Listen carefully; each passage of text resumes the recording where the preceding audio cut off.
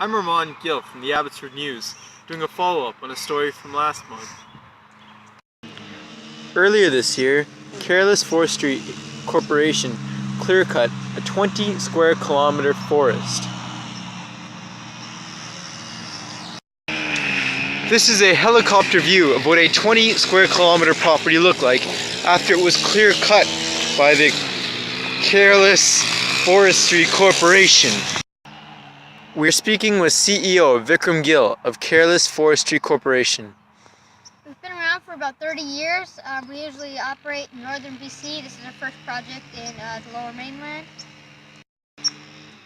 This is what the forest looked like before Arman Gill's corporation came in. And after they cut down all the trees, they didn't bother to replant any, which has caused many environmental problems, such as endangerment and harm to the habitat of the already endangered albino raccoon.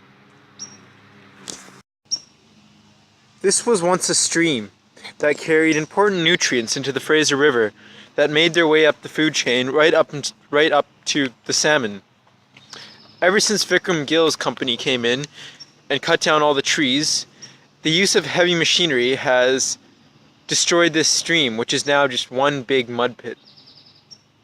This year we have also seen the decrease in salmon population, which can be accredited to Arman Gill and his environmental negligence. This case has attracted the attention of the Albino Raccoon Conservation Center, which is a province-wide organization dedicated to protecting the near-extinct albino raccoons. The local residents are also concerned due to the fact that the forest has not been reseeded. The Stolo people are also furious because this was once a sacred burial site for their ancestors. Arman Gill's company has also attracted the attention of the Department of Fisheries due to the harm that he has caused to the stream and to the salmon population. To sum it up, the actions of Arman Gill's company have left the land in a condition that could not sustain the albino raccoon population, that caused harm to the salmon population, and has caused tension among local residents. After the Department of Forests got involved, Arman Gill and his company were forced to replant all the trees in the area, as you can see here. With a little bit of watering and a lot of fertilizer, the forest has grown back, and the albino raccoon is once again in his natural habitat. Arman Gill was forced to write a formal apology to the residents and the Stolo people. He was also forced to pay for the albino raccoon to be put in captivity until the forest grew back. Everyone is happy now. Arman Gill claims that he was unaware of the BC law that states that after a forestry company cuts down trees, they must replant them. Normally, a forestry company hires private contracting companies to do this, and he's still denying it. I don't know, man. A bit of history on forestry in BC.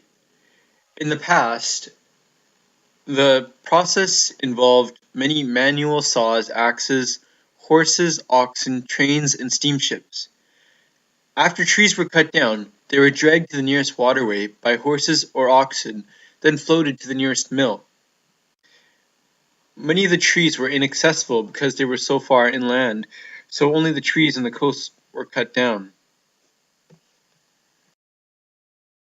Unlike today, the timber was used to develop the local towns. Today, the forestry industry is an $8 billion industry, and 75% of our export goes to the US, and China. A very effective and sustainable system is being used by forestry companies in Norway. In their system, there is always an equal yield of trees at each stage of development, so that there is a continuous supply of mature trees to be cut down. After they cut down mature trees, they replant an equal yield, if not more, so that the forest remains sustainable and their profit grows.